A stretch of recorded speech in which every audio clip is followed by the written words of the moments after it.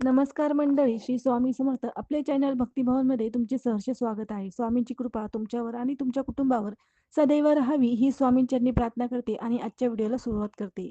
मंडळी, होळीची पौर्णिमा ही कधी आहे, कधी सुरू होणार आहे, भद्रकाळ कधी आहे आणि पौर्णिमा कधी सुरू होणार आहे, कधी संपणार आहे आणि या होळीच्या होलाष्टकामध्ये आपण काय करावे, काय करू नये, ही संपूर्ण माहिती आपण आजच्या व्हिडिओमध्ये बघणार आहोत. व्हिडिओ खूप महत्त्वाचा आहे, पूर्ण नक्की बघा.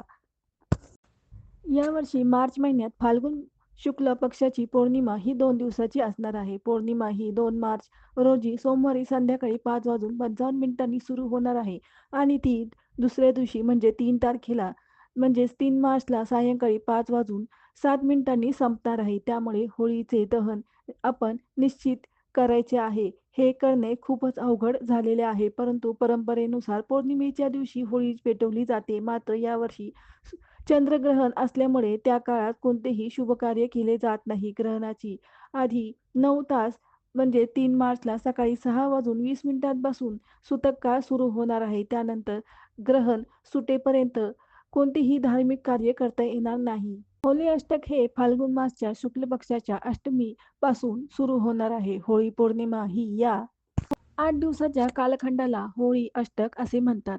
दिनांक 24 फेब्रुवारी ते 3 मार्च हा तो कालावधी असणार आहे. होली अष्टक म्हणजे होळीच्या पूर्वी येणाऱ्या या 8 दिवसामध्ये आपल्याला कोणतेही शुभ कार्य, मांगलिक कार्य करायचे नसते. होली अष्टकामध्ये कुठलेही मांगलिक कार्य जे करतात ते दीर्घकाळ टिकत नाही.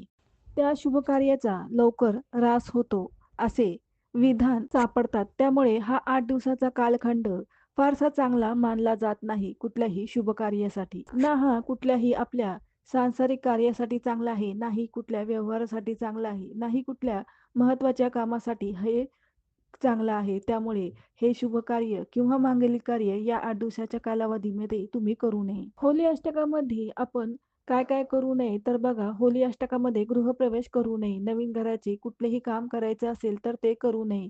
जर का कुठल्या चांगल्या कामाचे यज्ञ करायचे असेल, ते मांगलिक यज्ञ तुम्ही करू नये. विवाहाशी संबंधित कुठलेही कार्य करू नये.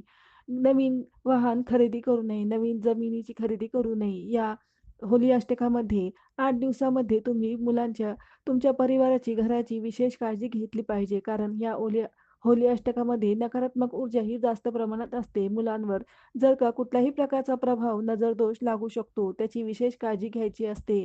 होली अष्टकामध्ये नकारात्मक शक्ती ही जास्त असते, तर कुठल्याही प्रकारचे मुलांचे रक्षण करावे, त्यासाठी तुम्ही प्रयत्न करावे. या होली अष्टकामध्ये कुठलेही लग्नाविषयी संबंधित चर्चा करू नये, कार्य करू नये किंवा कुठलेही शुभ मांगलिक कार्याची सुरुवात देखील करू नये. होली अष्टकामध्ये जेवढे होईल तेवढी तुम्ही पूजापाठ करावी. या होली अष्टकामध्ये नकारात्मक शक्ती ही जास्त प्रमाणात असते.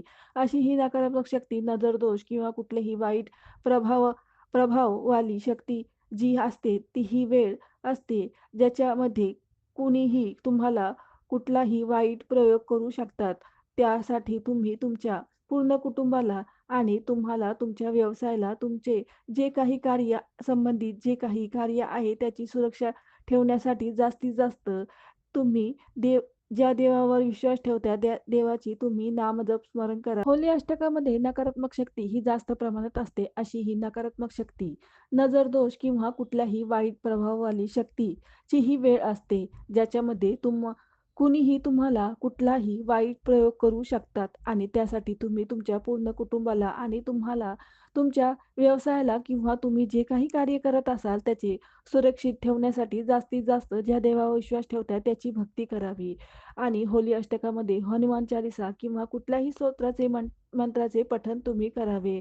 तसेच या होली अष्टकामध्ये म्हणजे या 8 दिवसामध्ये तुम्ही शिवकवच, नारायण कवच किंवा देवीचे कुठलेही कवच, स्तोत्र, मंत्र तुम्ही पठण करावे. 8 दिवस पाठ बंद करू नयेत. होली अष्टकामध्ये तुम्ही कुठलेही शुभ कार्य करू नये. तर मंडळी, अशा प्रकारे होली अष्टकामध्ये काय करावे आणि काय करू नये, त्यामुळे काय परिणाम होऊ शकतात, कसे आपण त्यापासून रक्षण करावे, ही संपूर्ण माहिती आपण आजच्या व्हिडिओमध्ये बघितली. आता भेटू पुढच्या व्हिडिओमध्ये. तोपर्यंत श्री स्वामी समर्थ.